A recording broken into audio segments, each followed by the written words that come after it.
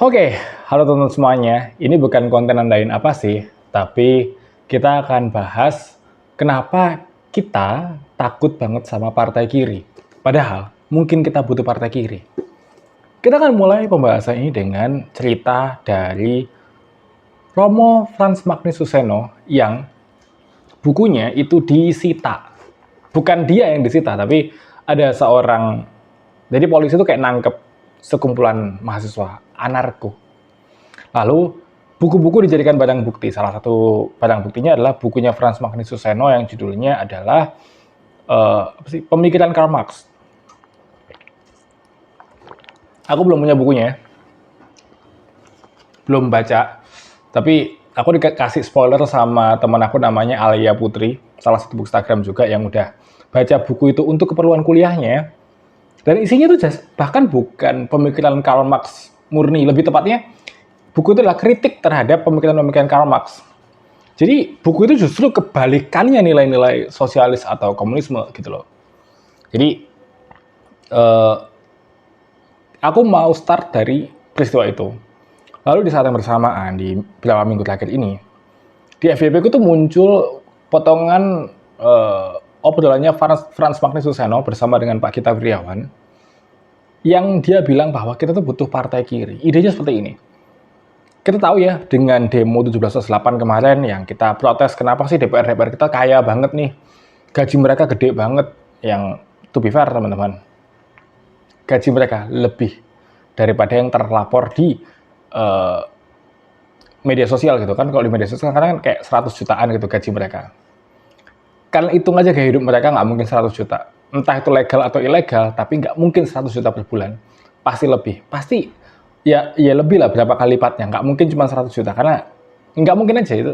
It's impossible dengan gaya hidup mereka seperti itu. Dan dari sini kita kelihatan bahwa ini seperti yang diramalkan sama yang diproteskan sama Tan Malaka di buku Aksi Massa, bahwa kita ini dipimpin para kaum borjuis, diwakili oleh kaum borjuis, sehingga kita nggak benar-benar terwakilkan. Makanya kan ide bubarkan DPR kan sebenarnya dari buku itu juga.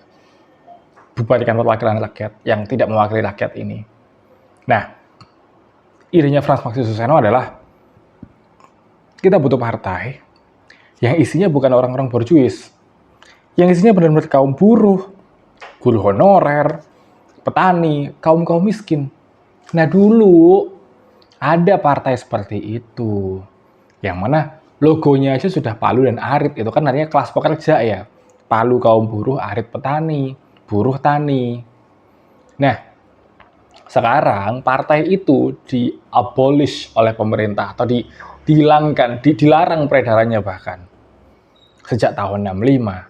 Pemikiran-pemikiran mereka pun juga dijadikan kayak ya pokoknya kalian nggak boleh gitu sampai berpaham kiri, itu nggak boleh. Pertanyaannya nih, sekarang kan udah bukan era Soeharto lagi, dan buku-buku yang sempat diberedel juga sudah sempat keluar lagi nih dari pemberedelan. Makanya sekarang kita udah bisa baca buku-bukunya Pak Pram, buku-buku Tan Malaka, buku-buku alternatif tentang 65 pun juga sebenarnya dijual bebas. Dan sebenarnya bukunya Pak Frans Magnus Suseno, Romo Magnus tadi kan juga dipublikasikan oleh Gramedia sekarang. Jadi ya sebenarnya itu buku yang ya sah-sah aja untuk kita baca. Tapi kenapa kita masih takut?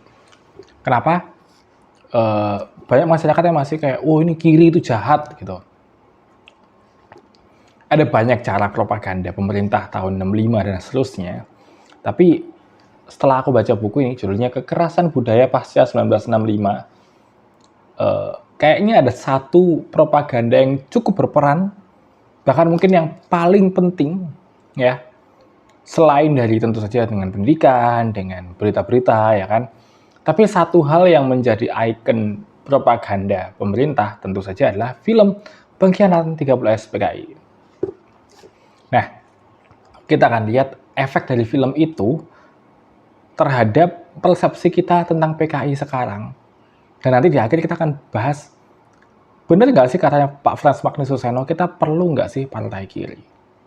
Nah, buat teman-teman yang belum pernah nonton filmnya, ya basically filmnya itu tentang apa yang terjadi di hari-hari 30 sampai 1 Oktober. Terus kalau nggak salah sampai 4 Oktobernya waktu penggaliannya itu.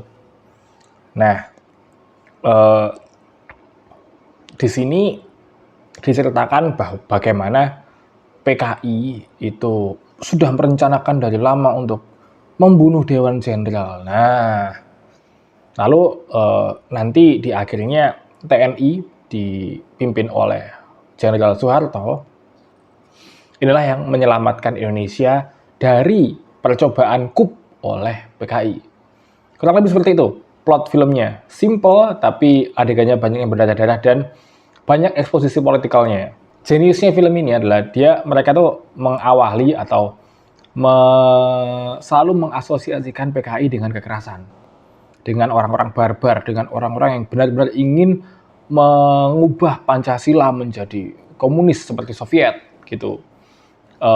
Lalu juga mengkontraskan ide-ide dari Marx dengan ide-ide PKI gitu. PKI sih, dengan ide-ide keagamaan. Jadi seolah-olah orang-orang PKI ini tidak beragama. Dan itu yang coba ditekankan oleh rezim bahwa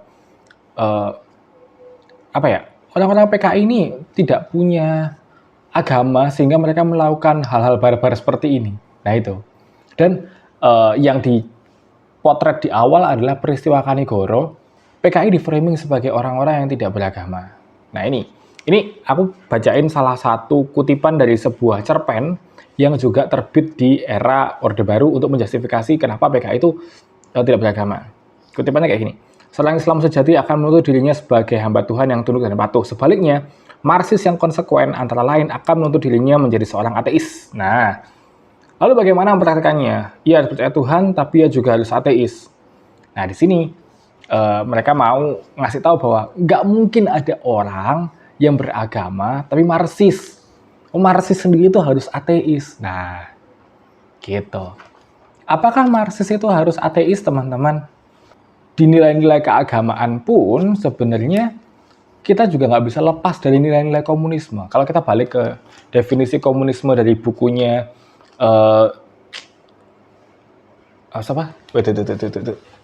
Nah ini, gua ambil dulu. Dari bukunya Humankind Roger Bregman, definisi komunismenya itu adalah ya setiap orang mengambil sesuai dengan kebutuhannya, lalu memberikan sesuai dengan kemampuannya. Nah, itu kan juga terjadi di keluarga, gitu kan, juga terjadi di komunitas. Bahkan ajaran-ajaran agama pun tidak bisa lepas dari nilai-nilai seperti itu, teman-teman. Jadi sebenarnya kita juga tidak bisa lepas dari komunisme, meskipun itu skalanya kecil. Tidak bisa langsung serta-merta kita bilang Marxis itu pasti ateis. Lawang nilai-nilai komunisme itu juga ada kok di nilai-nilai agama. Jadi nggak bisa. Tapi itu yang dilakukan oleh rezim, di push agenda itu yang didorong oleh rezim untuk kita percaya bahwa yang namanya Marxis udah pasti ateis. Padahal belum tentu. Ada yang percaya seperti itu, ada yang ya bisa saja dia komunis tapi juga komunismenya itu dilandaskan oleh nilai-nilai keagamaan. Dengan mengkontraskan orang-orang beragama dan orang-orang komunis, ini yang akhirnya digunakan untuk mendorong orang-orang beragama ini supaya bisa mengucilkan, mempersekusi orang-orang yang komunis gitu, atau bahkan dituduh komunis. Nah, di sini teman-teman hebatnya Orde Baru. Ketika di Orde Lama, Pak Bung Karno itu punya semboyan Pancasila itu, atau Pancasila itu digunakan oleh Bung Karno sebagai cara untuk menyatukan berbagai macam golongan yang ada di Indonesia. Makanya dulu waktu kita di era Bung Karno, kita punya Nasakom, nasionalis agama komunis, disatukan dalam Pancasila. Di era Soeharto, sebaliknya. Ini kalau kalian baca di Indonesia Etc. dari Elizabeth Sani. Ini pemaparan yang menarik sekali di bagian awalnya, bagaimana Soeharto itu ya mau menegakkan Pancasila versinya dia, yaitu namanya juga sila pertama ya, maka orang-orang yang ateis itu berarti tidak sesuai dengan Pancasila. Nah, itu makanya orang-orang yang ateis, yang komunis dibunuh. Menarik juga di buku ini diceritakan bagaimana Soeharto itu menghadirkan keberagaman Indonesia lewat TMII, yang mana sebenarnya TMII aja nggak mencerminkan apa yang ada, keberagaman yang ada di Indonesia gitu. Kayak di TMII kan dia ada Jawa Timur sendiri, Jawa Tengah sendiri gitu kan. Padahal kalau kalian tinggal di Jawa Timur aja, Jawa Timur itu ada banyak sekali kultur dan bahkan bahasanya pun juga beda-beda. Jawa Timur bagian plat AG dan Jawa Timur arek-arekan Malang dan Surabaya itu beda. Apalagi kalau kita ke Banyuwangi juga ada kulturnya ada beda lagi. Nanti teman-teman kalau misalnya lihat Papua pun juga diseragamkan nih oleh Orde Baru, di satu komplek ini Papua begini gitu kan. Lagu daerahnya ini. Padahal kalau kita lihat ke Papua, dari bukit satu ke bukit yang lain tuh udah beda suku, udah beda bahasa mungkin. Dan kulturnya juga udah pasti beda. Nah, itu yang dilakukan oleh Orde Baru, membuat kita menjadi seragam dan mengotak-ngotakkan ini kamu ini gitu. Yang salah satu lagi dikotakkan adalah ya PKI itu kayak gimana. Nah, di sini akhirnya kita punya salah paham yang besar bahwa orang-orang PKI itu barbar, orang-orang PKI itu adalah komunis yang ateis gitu ya. Padahal tadi kita udah bahas bahwa nggak selamanya orang-orang komunis itu ateis. Dan nggak semua orang ateis itu komunis. Itu pentingnya. Karena ya kita lihat aja di US tuh banyak sekali orang-orang ateis tapi kapitalis kan. Nah, lalu nanti di buku ini juga kita akan lihat lewat film yang Pengkhianatan 30 SPKI itu, pemerintah berusaha untuk mendorong agenda bahwa TNI itu adalah pahlawan. Yang mana sebenarnya kalau kita lihat mirip seperti yang dilakukan Amerika Serikat dengan film-film tentara mereka ya. Makanya sebenarnya kan Amerika tuh sama Vietnam nggak menang. Makanya sampai hari ini Vietnam juga masih Tapi film-film seperti Rainbow gitu ya, film-film menggambarkan perang-perang Vietnam gitu ya, apalagi yang lama-lama ya, bukan yang progresif yang baru. Itu menggambarkan betapa heroiknya tentara Amerika gitu. Sama G13 PKI itu punya sisi empowerment TNI yang kuat sekali. Lewat film G13 PKI itu kita disamarkan dari problem sebenarnya. Ketika orang-orang sibuk nih membenci PKI, yang mana PKI-nya sudah mati nih, kita disamarkan. Harusnya kebencian kita ini sekarang sudah geser. Bukan ke PKI lagi, tapi kemana? Ya ke orang-orang korup, pejabat-pejabat yang tidak berpihak sama masyarakat, ke pejabat-pejabat yang menggunakan kekuasaan dengan semena-mena. Harusnya kebencian kita sekarang ke sana. Dan inilah sebenarnya pentingnya kita punya partai yang kiri. Lagi-lagi partai yang kiri tidak harus komunis, teman-teman. Partai yang kiri ini adalah partai yang memang tidak diisi oleh kaum-kaum borjuis. Partai yang isinya mungkin anak-anak muda, tapi yang penting lagi adalah anak-anak yang memang orang-orang yang memang dari kalangan bawah gitu. Dan tidak terafiliasi oleh partai lama atau korporasi-korporasi. Sehingga keputusan-keputusan mereka nanti benar-benar mikirnya itu rakyat. Bukan siapa nih pemegang saham atau pemegang kapita yang mau ngebayarin partai ini. Pertanyaannya, kita bisa nggak bikin partai kiri? Mampu nggak nih iklim Indonesia untuk punya partai kiri?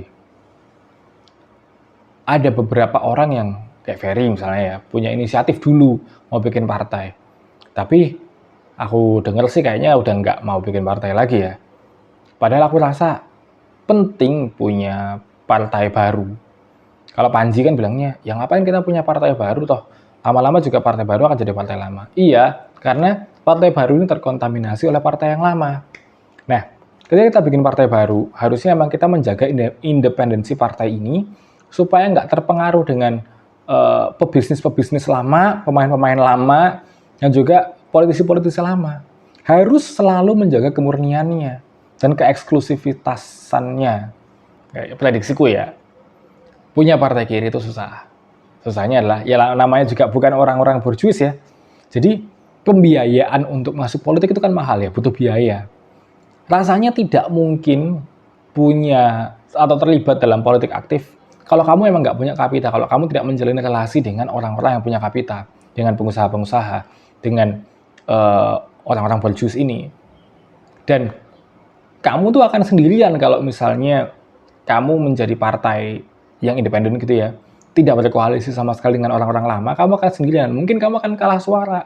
Memahami bahwa politik kita tuh mahal, ini yang akhirnya tidak mungkin dimasukin oleh kaum-kaum menengah ke bawah untuk berpolitik, tapi di saat bersamaan kita butuh orang-orang kaum bawah ini untuk berpolitik aktif.